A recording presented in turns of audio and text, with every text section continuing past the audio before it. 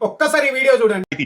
आज हमारा भव्य राम मंदिर बना, जिसको देखने के लिए पूरे देश के कोने से लोग जा रहे हैं। वो चंदा जो दे रहे हैं वो सारे के सारे राम जी को मानने वाले हैं, और जो वहां थे वो भी राम जी को मानने वाले ही हैं। और राम जी के आशीर्वाद से ही उनके घरों में अगर कुछ चंदा गया है, उनके मन को परिवर्तित करते हुए जो चंदा गया है, उसमें किसी को प्रश्न चिन्ह लगाने का और किसी को यह कहने का अधिकार नहीं है कि उनको उठाओ, बंद करो, मंदिर हमारा, चंदा हमारा, चोरी किया हमारे लोगों ने, और तुम लोग खामोखा ड्रामेबाजी कर रहे हो। చూసారు కదా, ఇతని పేరు పింకీ చౌదరి, హిందూ రక్షాదళ్ ప్రెసిడెంట్ అయినటువంటి పింకీ చౌదరి గారు ఏం మాట్లాడారో విన్నారు కదా। అంటే దొంగతనం జరిగింది, అవును దొంగతనం ఎక్కడ జరిగింది? మా రామ మందిరంలో జరిగింది, మా హిందువులందరం కట్టుకున్న రామ మందిరంలో జరిగింది। దొంగతనం చేసిన వాళ్ళు ఎవరు? మా హిందువులే। మీకొచ్చిన నొప్పేముంది? మీరేమైనా విరాళాలు ఇచ్చారా?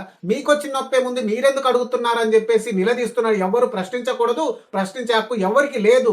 దొంగతనం చేసింది మా హిందువే, మేమిచ్చిన డబ్బును మా హిందువులు దొంగతనం చేశారని ఎంత ధైర్యంగా చెప్తున్నారు, విన్నారా? కేవలం మతం ముసుగులో మన ఆరాధ్య దైవమైనటువంటి రాముని గుడిలో కూడా దొంగతనం చేసి దానిని కూడా ధైర్యంగా చెప్పుకుంటున్నారు, మేము దొంగతనం చేశాం బరాబరి, అది మా హిందువుల డబ్బు అందుకే దొంగతనం చేశామని చెప్తున్నారు। అంటే హిందువుల డబ్బు కాబట్టి హిందువులు దొంగతనం చేయొచ్చు, ఎవరు అడగకూడదు। అలాగే రేపటి నాడు ఒక హిందువు హత్య చేస్తే కూడా హిందువే హత్య చేశాడు, చచ్చిపోయింది హిందువే, పొడిచింది హిందువే, మీకొచ్చిన నొప్పేముంది అని అడిగే మహానుభావులు ఇలాంటి వాళ్ళు దయచేసి ఆలోచించండి। అయోధ్యలో రామ మందిరం కట్టాలనేది హిందువుల చిరకాల కోరిక, అలాంటి కోరికను హిందువులందరూ కలిసి నెరవేర్చుకుంటే ఇప్పుడు దొంగతనం జరిగింది అని చెప్పేస్తే, మొన్నటి వరకు దొంగతనం జరగలేదు అని చెప్పారు, ఇప్పుడు దొంగతనం జరిగింది, అవును దొంగతనం జరిగింది, మా హిందువులే దొంగతనం చేశారు, అయితే ఏంటి అని అడుగుతున్నారు।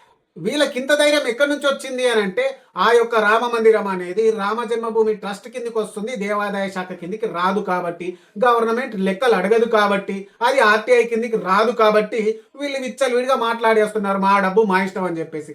దేశంలో ఉన్న హిందువులందరూ కలిసి గుడి కట్టుకోవడానికి ఇచ్చిన డబ్బును మీరు విలాసాలకు, విందు వినోదాలకు వాడుకుంటున్నారే, దానిని కూడా సమర్థించుకుంటున్నారే। అయోధ్యలో 200 కోట్ల అవినీతి జరిగింది అని అంటే దాని మీద ఎవ్వరు ఊసెత్తరు। ఆర్ఎస్ఎస్ కావచ్చు, బజరంగ్ దళ్ కావచ్చు, ఏబీవీపీ కావచ్చు, ఏదైతే హిందూ పేకేదారులం మేమని చెప్తున్నారో వాళ్ళు ఇప్పటికీ సైలెంట్ గా ఎందుకున్నారు సార్?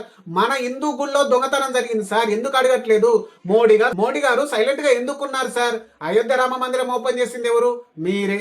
అక్కడ ధ్వజారోహణ చేసింది ఎవరు? మీరే। పతాకావిష్కరణ చేసింది ఎవరు? మీరే। మరి మీరే అన్ని చేసిన వారు, మరి 200 కోట్ల అవినీతి జరిగింది, 200 కోట్ల దొంగతనం జరిగిందంటే ఎందుకు స్పందించట్లేదు సార్ మోడీ గారు? ఎందుకు స్పందించరు అని అంటే, అది ఆర్ఎస్ఎస్ హయాంలో ఉంది, ఆర్ఎస్ఎస్ ఆధీనంలో ఉంది రామ మందిరం కాబట్టి। ఆర్ఎస్ఎస్ ఎవరు? బీజేపీని నడిపిస్తున్న ఇంధనము। ఆర్ఎస్ఎస్ ను కనుక బీజేపీ ప్రశ్నించింది అనుకోండి, బీజేపీకి పుట్టగతలు ఉండవు, అది వాళ్ళకి తెలుసు కాబట్టి వాళ్ళు ఆర్ఎస్ఎస్ ను కానీ రామ మందిరంలో ఉన్న ట్రస్ట్ ను కానీ ఎవరిని కానీ ప్రశ్నించట్లేదు, ఏ చర్యలకు పాల్పడట్లేదు। హిందూ బంధువులందరికీ నాదొక విజ్ఞప్తి, దయచేసి ఇలాంటి ఫేక్ హిందువులను నమ్మకండి దయచేసి।